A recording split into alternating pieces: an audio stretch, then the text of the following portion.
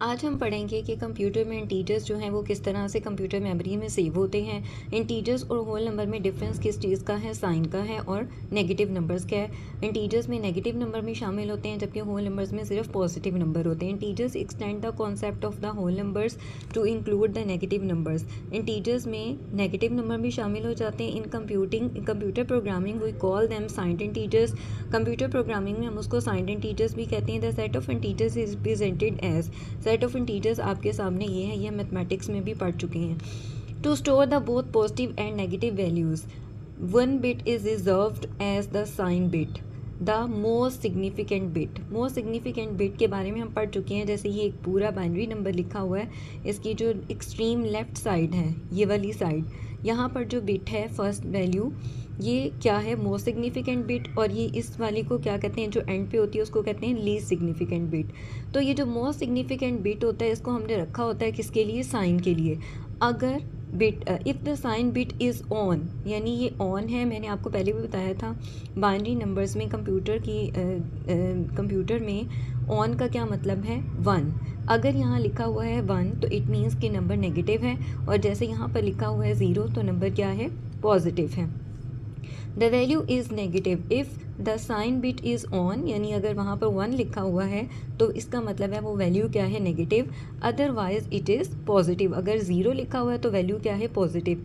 Using this system the maximum positive value can be stored in a byte signed integers is this 0111 with base 2। अब हमने ये find out करना था कि बड़ी से बड़ा कौन सा वो पॉजिटिव इंटीजर है जो 1 बाइट में सेव किया जा सकता है। अभी हमने होल नंबर्स में ये पढ़ा था, कितने टाइम्स 1 लिखा हुआ है, से 8 टाइम्स 1 लिखा हुआ है, जो कि डेसिमल नंबर में बना था 255। अब हम 8 टाइम्स 1 नहीं लिख सकते, जो सबसे लेफ़्ट साइड पे है बिट, उसको तो हमने साइन के लिए रख लिया, ठीक है। तो ये 0 होना चाहिए, और ये तमाम हमने क्या ले लिए, 1। और अगर आप इसको डेसिमल में चेंज करें तो ये क्या बनता है, 127। इसका मतलब है 127 पॉजिटिव नंबर में वो ग्रेटेस्ट इंटीजर है जो कि हम 1 बाइट में सेव कर सकते हैं। As the bits available to store a value is n-1। अब हमारे देखें, इसमें हमारे पास पूरे n बिट्स थे, यानी पूरे 8 बिट्स थे वैल्यू स्टोर करने के लिए, लेकिन इसमें हमारे पास एक बिट कम हो गया। क्यों? क्योंकि एक तो हमने साइन के लिए रख दिया, इसलिए मैंने यहाँ पर क्या लिखा, n-1। Hence the maximum value will be, अब पहले मैक्सिमम वैल्यू का फार्मूला था 2n-1, क्योंकि तमाम के तमाम बिट्स अवेलेबल थे हमारे पास, लेकिन इसमें एक बिट तो हमने पहले रिजर्व कर लिया, तो फार्मूला बनेगा 2n-1, और फिर आंसर में से 1 माइनस कर दें। We can use this formula to compute the maximum value for 2 and 4 bytes.